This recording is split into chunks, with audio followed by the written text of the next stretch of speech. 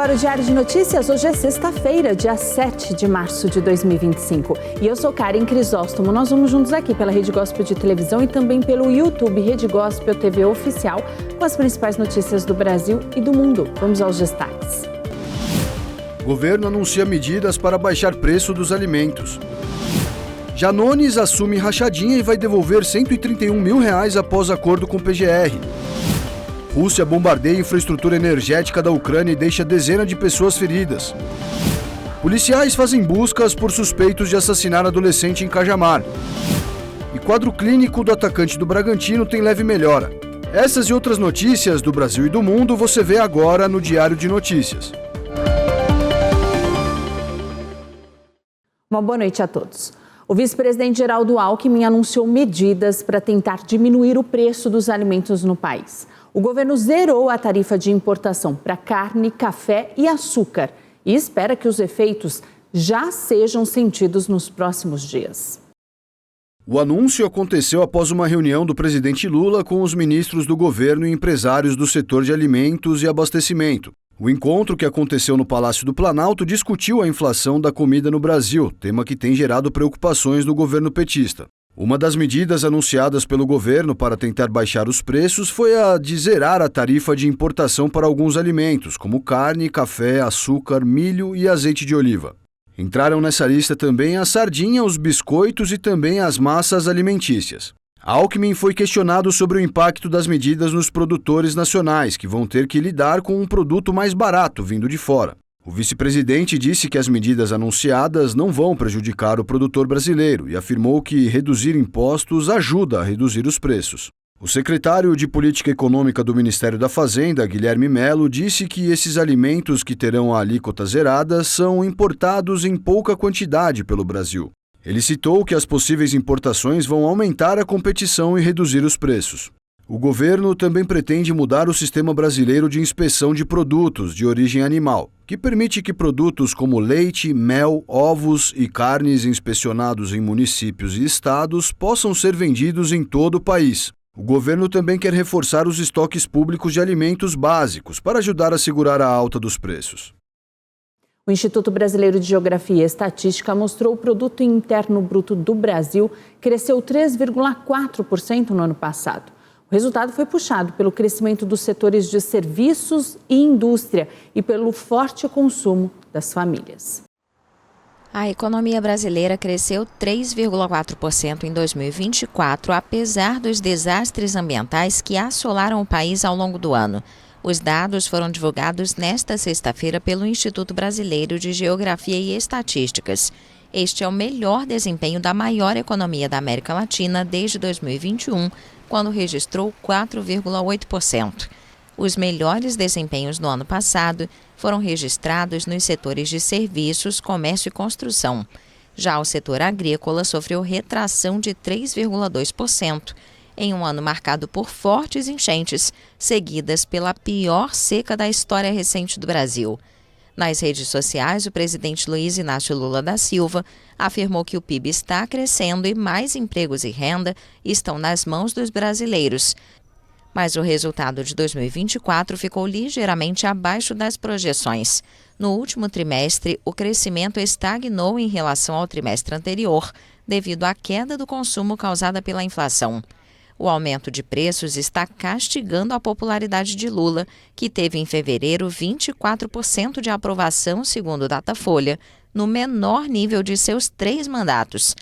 Na quinta-feira, o governo anunciou a eliminação de tarifas de importação de produtos básicos, como café, carne, açúcar, milho, entre outros, em um esforço para combater a inflação de alimentos, que atingiu 7,25% em janeiro, em comparação ao mesmo mês de 2024.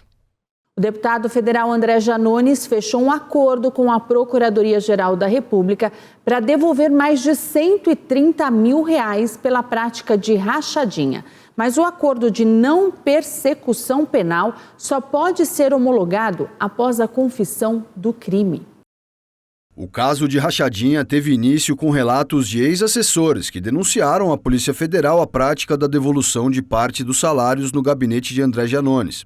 Os ex-funcionários afirmam que eram pressionados a repassar parte dos seus vencimentos ao deputado.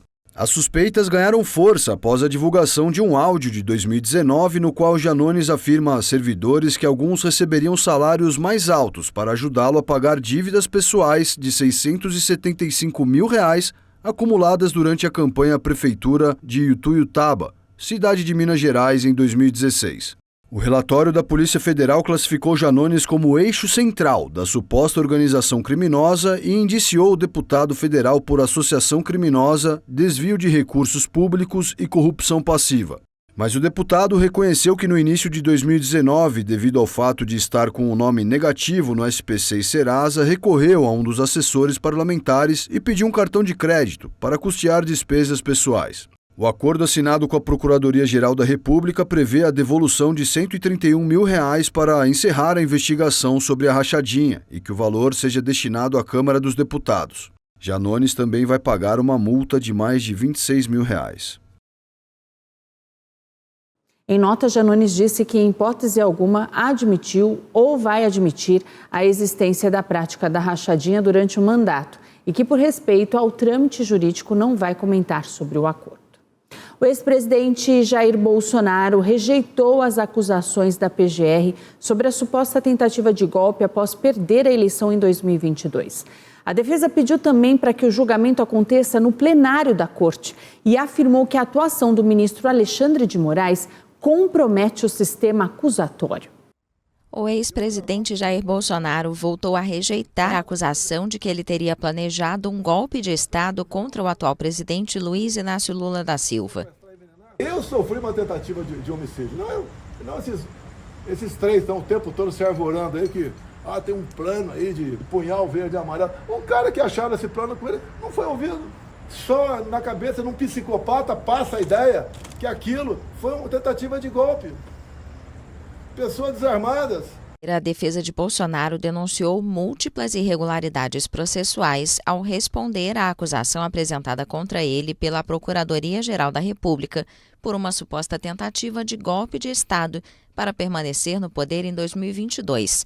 A equipe jurídica do político apresentou suas explicações no último dia do prazo estabelecido pelo juiz do Supremo Tribunal Federal responsável pelo caso, Alexandre de Moraes, que, após avaliar os elementos das duas partes, decidirá se aceita a denúncia e inicia um julgamento.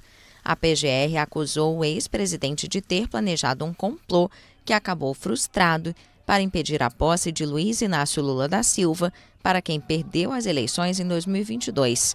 O documento apresentado na quinta-feira pelos advogados de Bolsonaro questiona a competência da Corte para julgar o caso e aponta irregularidades no acordo de delação premiada do coronel Mauro Cid, ex-braço direito de Bolsonaro, cujo depoimento foi crucial para a investigação sobre a suposta trama golpista.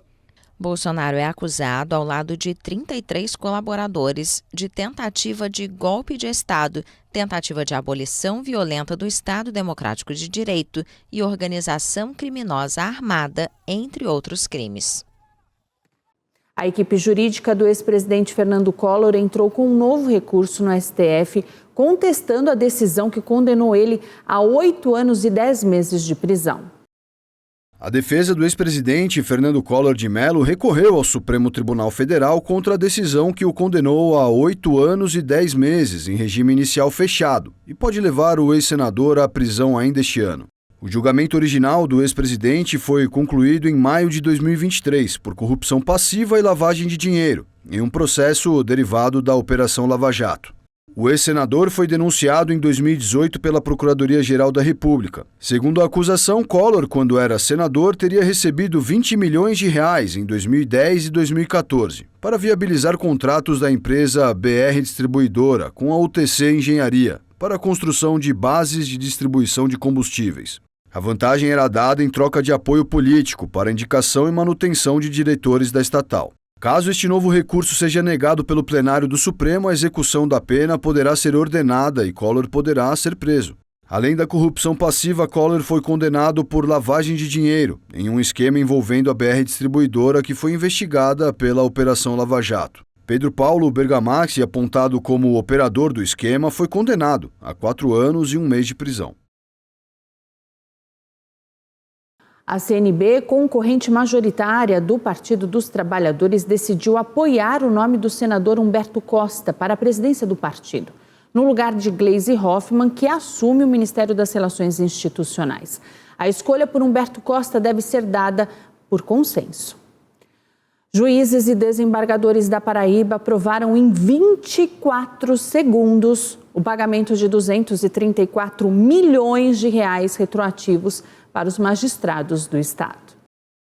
Segundo uma lista de beneficiários que consta no processo, 281 magistrados devem ser beneficiados com valores individuais de até R$ 956 mil cada. O pedido do retroativo foi proposto pela Associação dos Magistrados da Paraíba e prevê o retroativo dos valores não pagos desse benefício entre 12 de janeiro de 2015 até 30 de abril de 2022. A AMPB defende que a indenização é um direito da categoria e que foi assegurada por leis federais desde 2015. A entidade afirma que a decisão apenas corrige uma omissão anterior e reforça que todos os atos administrativos seguem a legislação vigente e as diretrizes do CNJ. A assunção de acervo, como diz o processo, se refere ao número elevado de processos judiciais, extrajudiciais ou administrativos que um magistrado é responsável, o que resultaria em uma sobrecarga de trabalho. Enquanto o pagamento não é autorizado, dados do Conselho Nacional de Justiça mostram que juízes e desembargadores de diferentes tribunais receberam remunerações mensais acima de R$ 100 mil, pelo menos 63 mil vezes, ao longo de 2024. Esses valores incluem não apenas os salários, mas também indenizações e auxílios adicionais. Em 28 casos, os pagamentos chegaram a mais de R$ 1 milhão em um único mês. A Rússia reagiu aos comentários do presidente francês Emmanuel Macron sobre colocar à disposição o arsenal nuclear do país e considerou as falas como uma ameaça.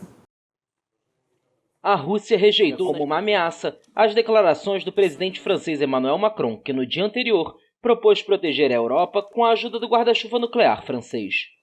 Em uma entrevista coletiva, o ministro das Relações Exteriores russo, Sergei Lavrov, disse: "Claro, esta é uma ameaça contra a Rússia. Se ele nos considera uma ameaça, reúne os chefes de Estado-Maior dos países europeus e da Grã-Bretanha, diz que as armas nucleares precisam ser usadas, se prepara para usar armas nucleares contra a Rússia, isso é certamente uma ameaça."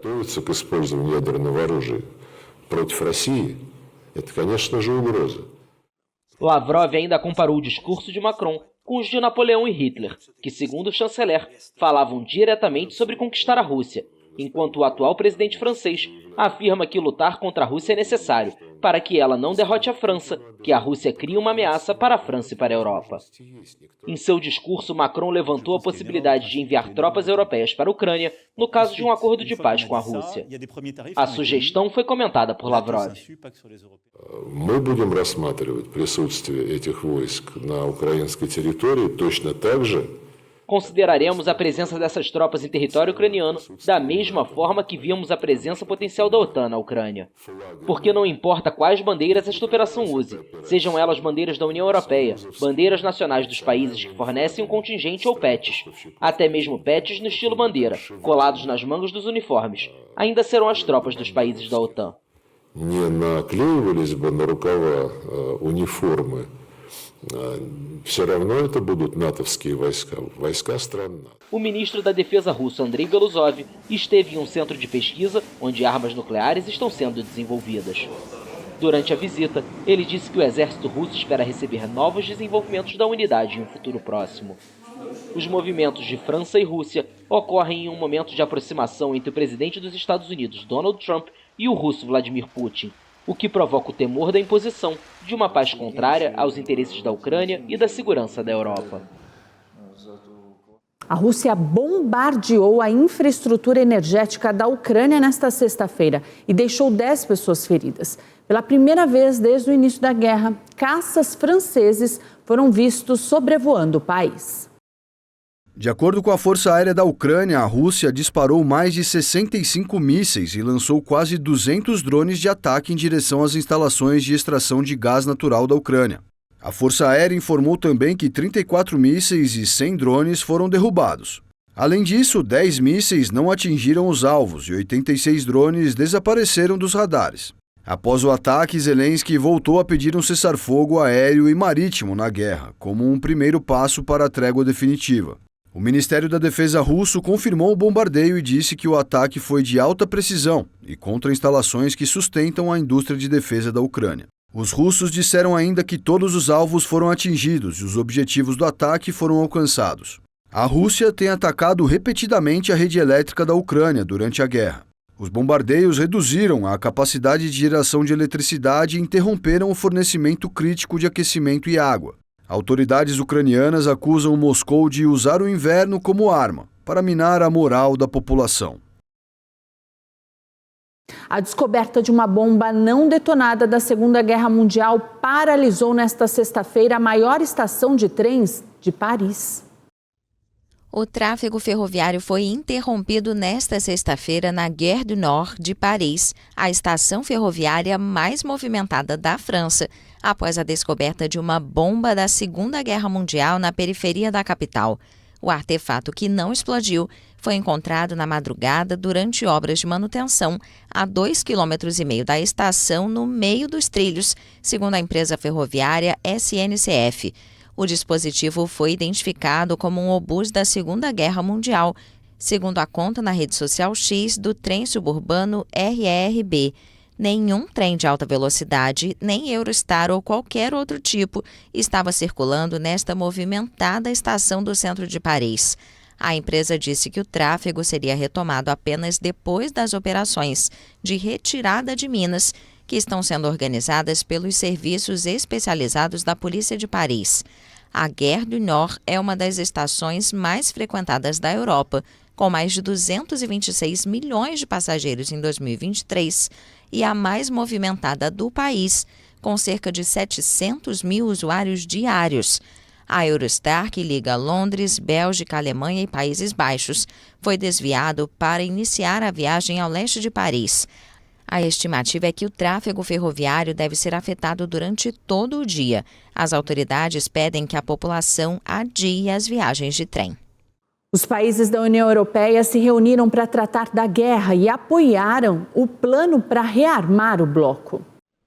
Os países da União Europeia se uniram em favor da Ucrânia e apoiaram um plano para rearmamento do bloco. Os líderes participaram de uma reunião de cúpula extraordinária em Bruxelas, que contou com a participação do presidente da Ucrânia, Volodymyr Zelensky. O grupo respaldou um plano lançado nesta semana pela Comissão Europeia para mobilizar até 800 bilhões de euros para financiar o rearmamento do bloco sem um prazo definido. Detalhes da proposta e de onde virá o dinheiro não foram divulgados. Todos nós queremos uma paz pela força, uma paz justa e duradoura, mas uma paz a partir de uma posição de força. E isso também é do interesse do presidente Trump ter uma paz pela força. E se ele quiser alcançar isso, só será possível com o apoio da União Europeia e seus Estados-membros, porque as pré-condições precisam ser atendidas.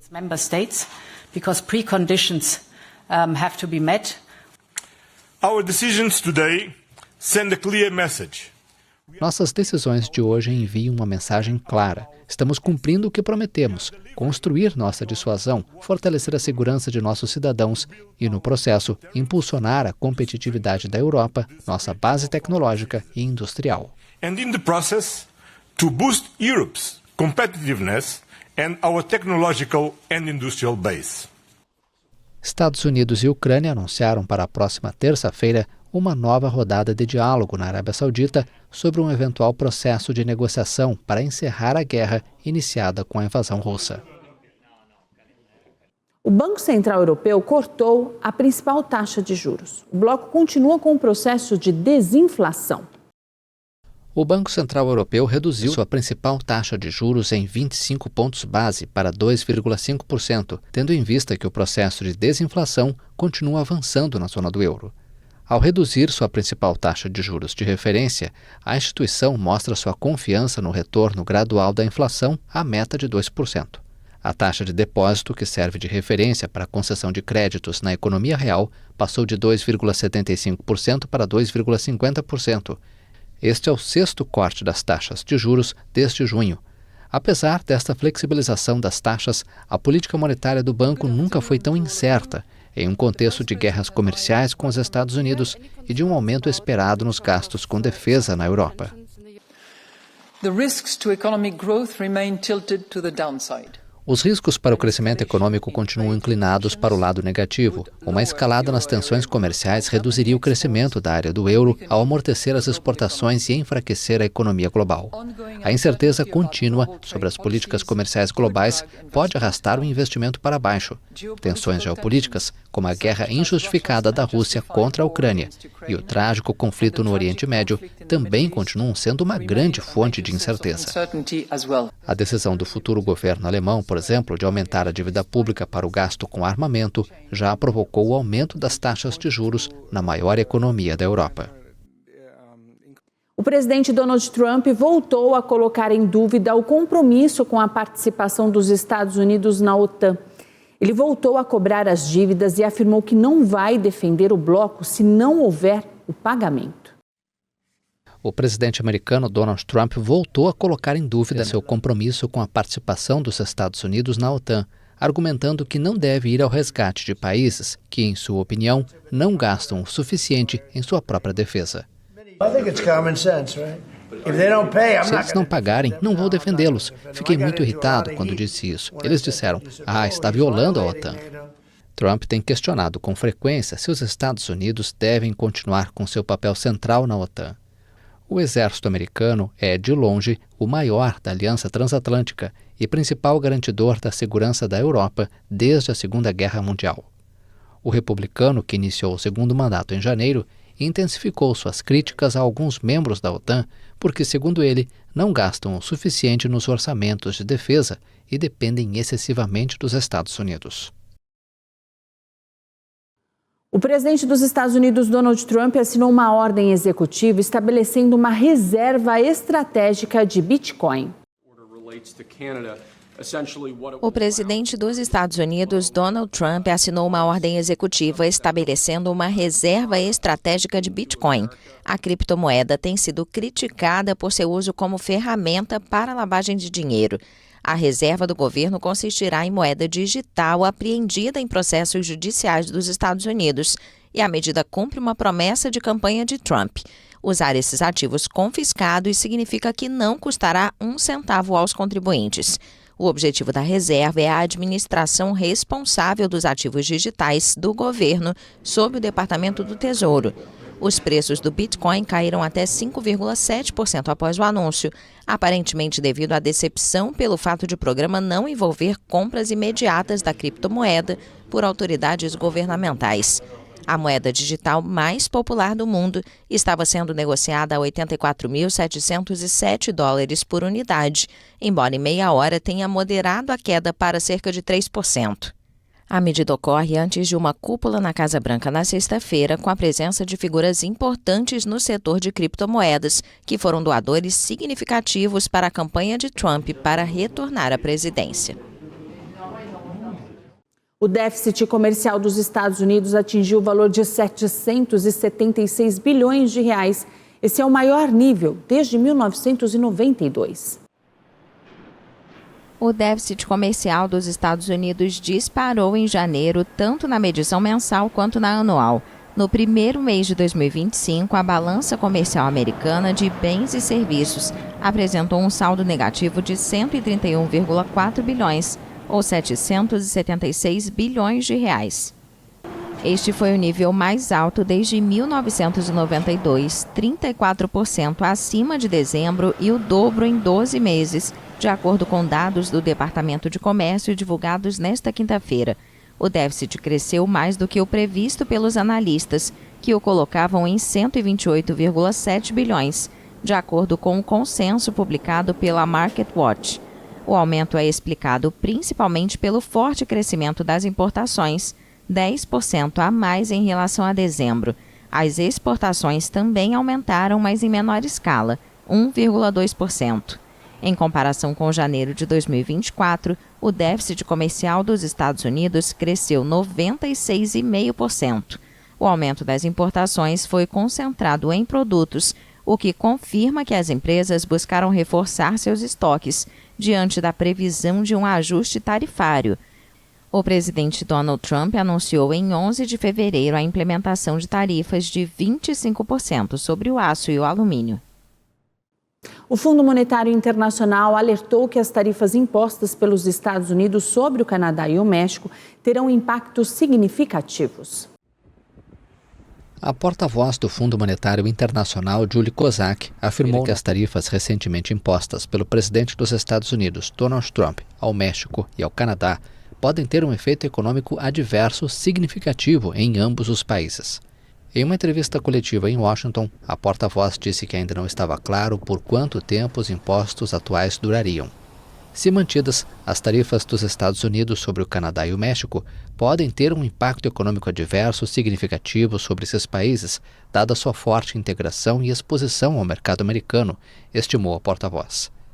Muitos economistas alertam que as tarifas terão um efeito econômico negativo tanto nos Estados Unidos quanto em seus parceiros comerciais, desacelerando o crescimento e aumentando os preços. Mas Trump e sua equipe econômica alegam que, em vez disso, vão reequilibrar o que consideram vínculos comerciais injustos e aumentarão a oferta de bens produzidos internamente. Trump recuou em sua ofensiva comercial contra o México, ao anunciar que isenta de tarifas os produtos desse país incluídos no Tratado de Livre Comércio da América do Norte até 2 de abril. Uma decisão tomada após as tarifas alfandegárias causarem agitação nos mercados, empresas e consumidores. Os americanos também não parecem convencidos, segundo pesquisas. E no próximo bloco, policiais identificam 3 suspeitos de assassinar a adolescente em Cajamar. E homem é condenado a 17 anos de prisão por matar namorada grávida e ocultar o cadáver.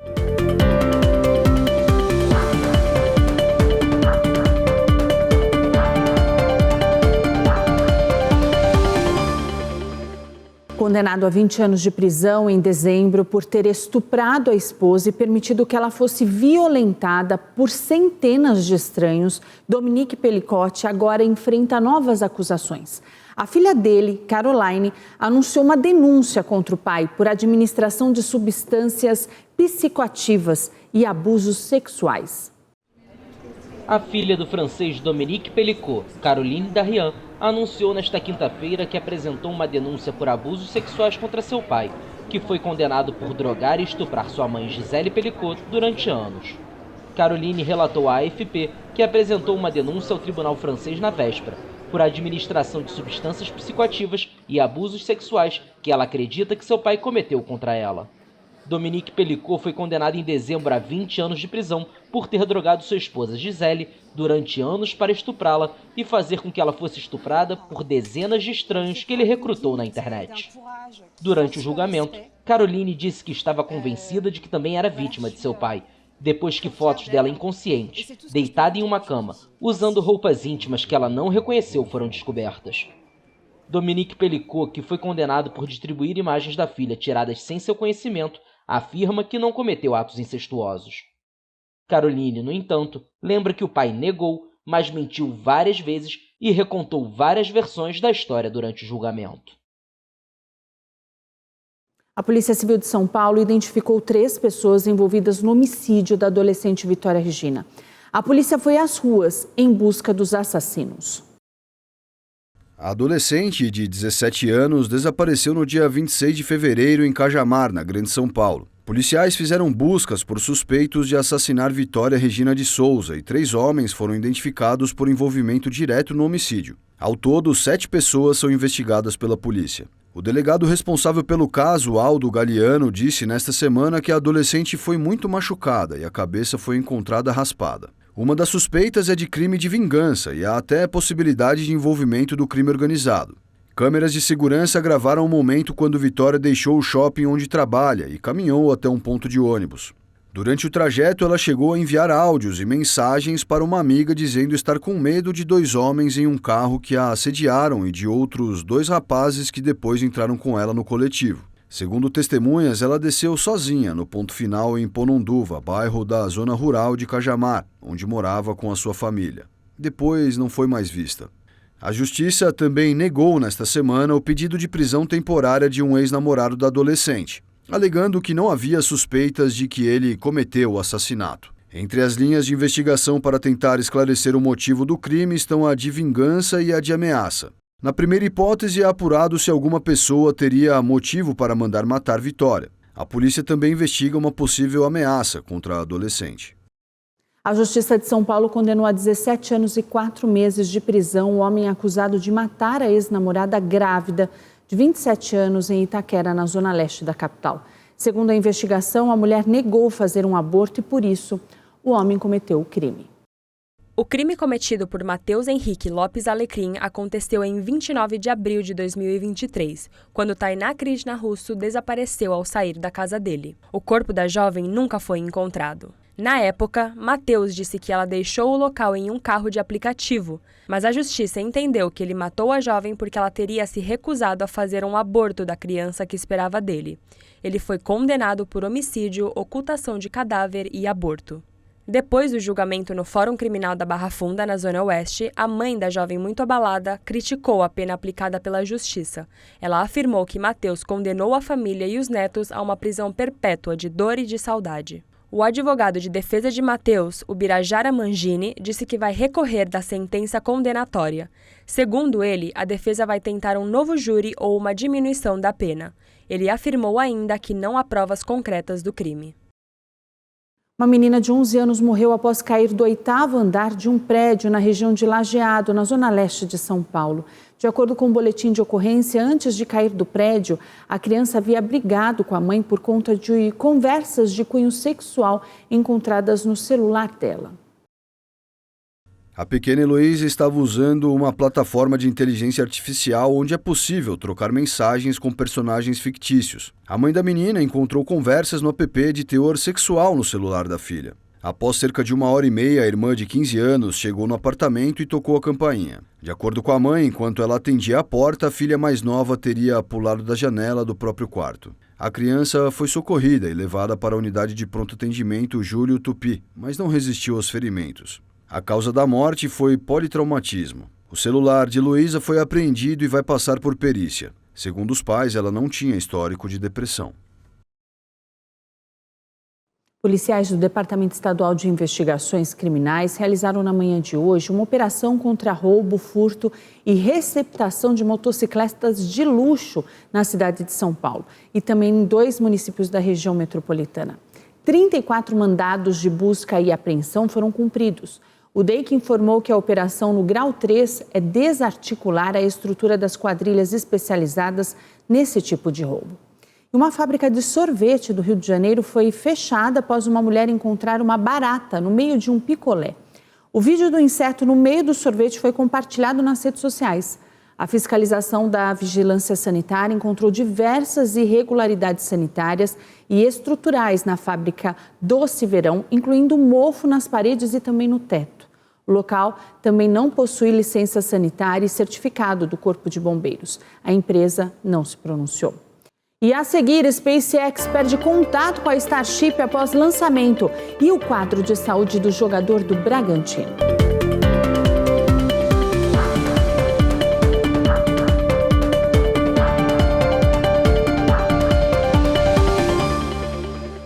A SpaceX perdeu contato com o foguete Starship após o lançamento.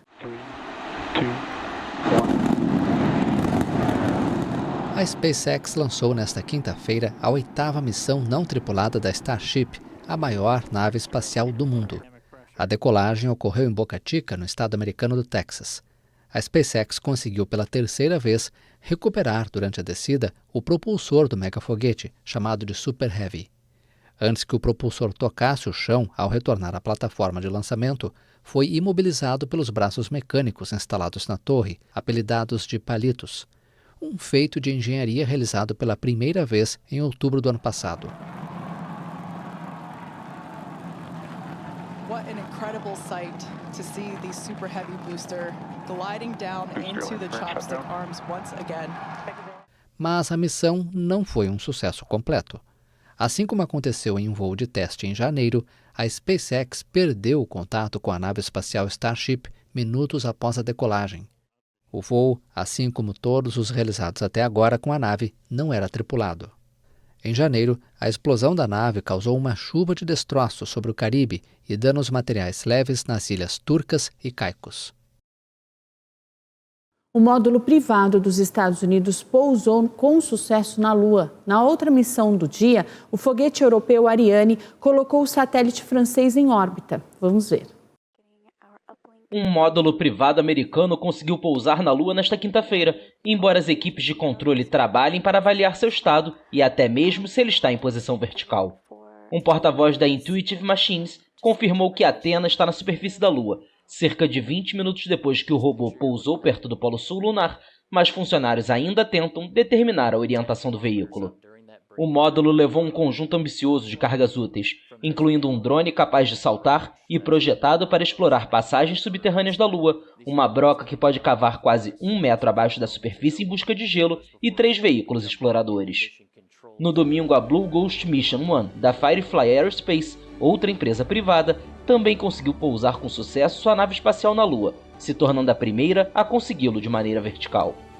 10 instrumentos científicos foram enviados com a nave, incluindo um para analisar o solo lunar, outro para testar a computação tolerante à radiação e um sistema de navegação baseado em GPS. Os Estados Unidos trabalham para tornar as missões lunares privadas rotineiras, através de um programa público-privado da NASA. Essas missões chegam em um momento crucial para a agência espacial, em meio a especulações de que poderia reduzir ou até mesmo cancelar seu programa lunar Artemis, em favor de priorizar a exploração de Marte, um objetivo-chave tanto do presidente Donald Trump quanto de seu colaborador e fundador da SpaceX, o bilionário Elon Musk. Também nesta quinta-feira, o novo foguete europeu Ariane 6 realizou com sucesso sua primeira missão comercial, colocando um satélite militar francês em órbita. Após atrasos, incluindo um adiamento de última hora na segunda-feira, o foguete de carga pesada decolou de uma base espacial na Guiana Francesa. O lançamento ocorreu no momento em que a Europa busca fortalecer suas defesas, em meio a dúvidas sobre a cooperação com os Estados Unidos sob a administração Trump. A ONU alertou nesta semana que os direitos das mulheres retrocederam em 1 a cada 4 países. Um relatório da organização ONU Mulheres mostra que ainda há um longo caminho até a igualdade de gênero. Amanhã, sábado, é celebrado o Dia Internacional da Mulher.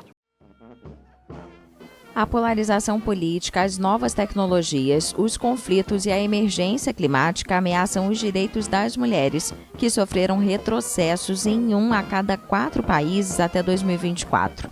O alerta foi feito nesta quinta-feira em um relatório da organização ONU Mulheres.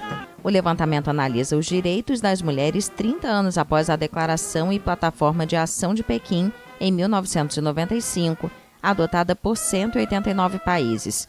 Os autores alertam que o enfraquecimento das instituições democráticas andou de mãos dadas com uma reação violenta contra a igualdade de gênero. O relatório foi publicado às vésperas do Dia Internacional da Mulher, em 8 de março. Um total de 63% das mulheres entre 25 e 54 anos têm um trabalho remunerado, em comparação com 92% dos homens. Mais de 772 milhões de mulheres trabalham na economia informal, não têm proteção social e seus empregos são os mais ameaçados em caso de crise. Desde 2022, os casos de violência sexual relacionada a conflitos aumentaram em 50% e 95% das vítimas são mulheres e meninas. Em 2023, 612 milhões de pessoas viviam a 50 quilômetros de um dos 170 conflitos armados que ocorreram no planeta, 54% a mais que em 2010. A cada 10 minutos, uma mulher ou menina é morta pelo parceiro ou por um membro da família, e 1 em cada 3 sofre violência física e sexual, tanto em casa quanto fora dela. Por outro lado, o documento destaca que nos últimos anos, a igualdade de gênero foi alcançada na educação de meninas. A mortalidade materna foi reduzida em 1/3, a representação feminina nos parlamentos mais que dobrou e muitos países aboliram leis discriminatórias. Mesmo assim, as mulheres ainda têm 64% dos direitos que os homens desfrutam.